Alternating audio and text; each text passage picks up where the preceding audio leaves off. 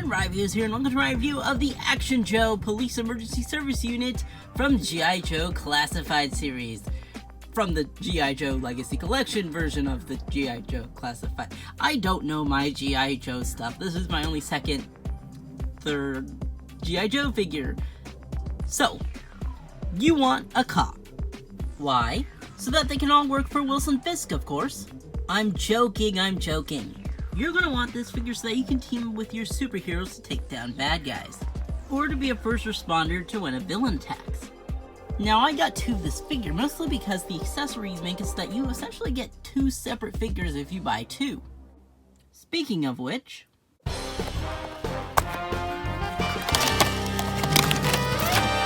taking a look at the base packaging, you have soft goods. I know, crazy, soft goods in a Hasbro product? I know, right?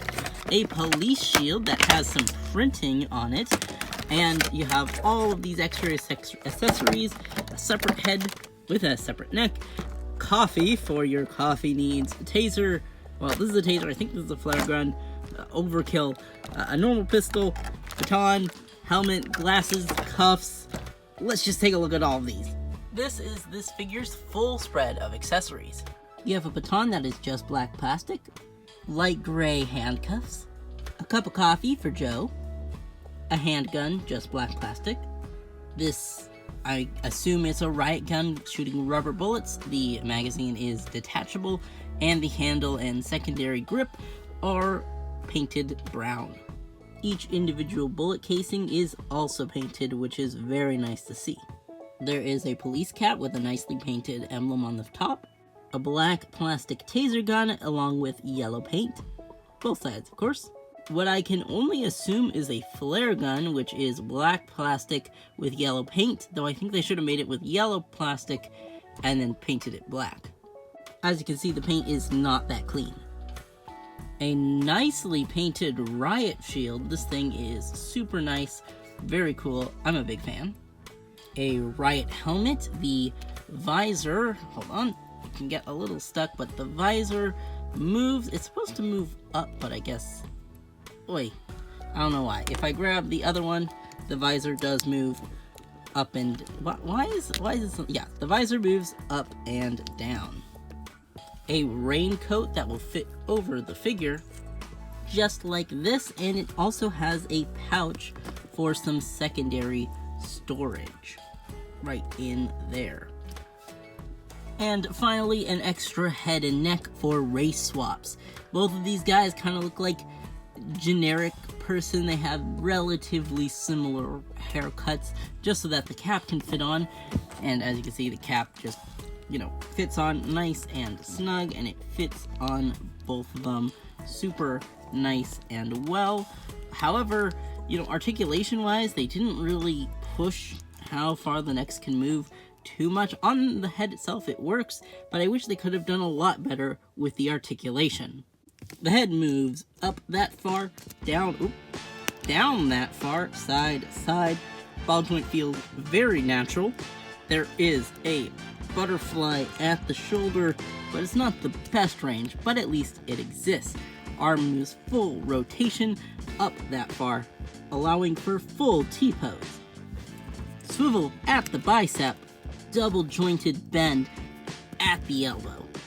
This hand is on an up and down hinge as well as a swivel, but this hand is on a side to side hinge as well as a swivel. Torso can crunch forward that far, crunch backwards that far, and is on a ball joint, allowing for full all the way around in a silly way. Then you come down to the waist, and his legs are on drop down joints, so they don't get too much movement, but they do move. And this allows for the splitsies. Leg moves forward that far and back that far. Beautiful. Glorious 360 thigh swivel.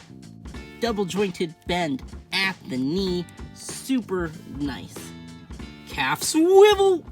And of course your hinge and pivot at the foot and ankle. This guy almost feels like a Jada Toys figure, however that crunch is really leaving something to be desired. Also, lack of alternate hands really sucks. Detail-wise, he has very, very nicely done pouches on his vest. The paint on his badge is pretty well painted. Now, if you notice, his walkie-talkie is in a separate color. That is because it can come out and he can sort of hold it and then talk through it, which is super duper nice. Though it is a little bit annoying to just put back in there. So you don't really have to do it yet. This pouch here that holds one of his guns also untabs. I believe this is where you put his taser? No, this is not where you put his taser. This is where you put his handgun. So, as always, super nice to see on the body storage. Moving down to the belt, and it looks like a normal utility belt. My only problem with it is that these cuffs cannot be removed, and his flashlight cannot be removed either. Though it kind of looks like it should be, it's not, which is unfortunate. There's also this spot specifically for holding the handcuffs, and that works pretty nicely. There's also this painted ring, and that is for the police baton. So you just have a ton of storage on this guy.